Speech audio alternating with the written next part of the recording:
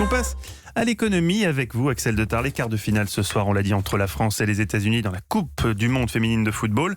Mais pour TF1, l'équipe de France est déjà gagnante. Voilà, c'est la grande différence avec les garçons. Avec les filles, on gagne de l'argent, puisque TF1 l'an dernier avait perdu une quinzaine de millions malgré le carton d'audience pour la Coupe du Monde. Eh ben oui, parce que les droits ont coûté 70 millions d'euros. Et donc malgré le fait qu'on soit allé en finale, qu'on ait gagné la finale de la Coupe du Monde, ça n'a pas rapporté d'argent. La pub n'a pas assez rapporté pour payer les 70 millions d'euros. Alors là, la grande différence, c'est que les droits ont coûté nettement moins cher. Parce meilleur rapport qualité-prix. On s'attendait absolument pas à ce carton. Donc TF1 a eu les droits pour 7 millions. Et encore, vous savez, je pensais pas le dire, mais quand M6 avait dit en 2015, quand ils ont diffusé, ils les ont payés 10 fois moins cher encore les droits. Ils les ont payés 700 000 euros. Donc vous voyez, là on est passé à 7 millions. Mais en face, il y a eu un carton d'audience. France-Brésil, dimanche soir. Près de 50% de part de marché. La moitié des Français qui, alors ils ne s'attendaient absolument pas à ça. Donc là, on a dépassé déjà les 10 millions, enfin on devrait dépasser les 10 millions de recettes publicitaires. Ce qui fait que l'opération est gagnante. Et d'ailleurs, à tel point que c'est qu'hier soir, TF1 devait programmer les bronzés. Et ben finalement, ils ont déprogrammé les bronzés pour mettre Angleterre, Norvège. Voilà. Donc vous vous rendez compte, le foot féminin plus fort que Jean-Claude Duss et Popeye. C'est pas rien. C'est pas rien. Alors que voilà. Donc voilà où on en est. Et pourquoi cet engouement ? Vous le savez, vous, Axel ? Alors, écoute, je sais que ça marche très fort. Moi, je regarde tous les matchs. Je vais faire mon sociologue.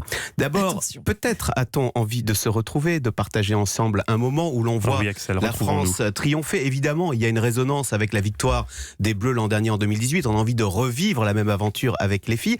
Et il faut aussi, et ça c'est très intéressant, j'ai eu les gens de TF1 qui ont dit mais oui, mais on a tout fait pour événementialiser cette Coupe du Monde féminine. On a eu exactement le même dispositif éditorial, avec de la même façon révélation de la composition de l'équipe dans le 20h de Gilles Boulot. Ça a été suivi par plus de 5 millions de Français. De la même façon, on fait des grandes soirées avec les mêmes commentateurs. Vous retrouvez la voix de Lisa Radzou, des mêmes séances d'après-match. Et donc tout ça, ça montre quand même la puissance du média télé qui effectivement est capable à partir de rien de créer un événement qui rassemble plus de 10 millions de Français. Je trouve que c'est intéressant parce qu'aujourd'hui on ne parle que des sites internet et du triomphe d'Amazon et de Netflix.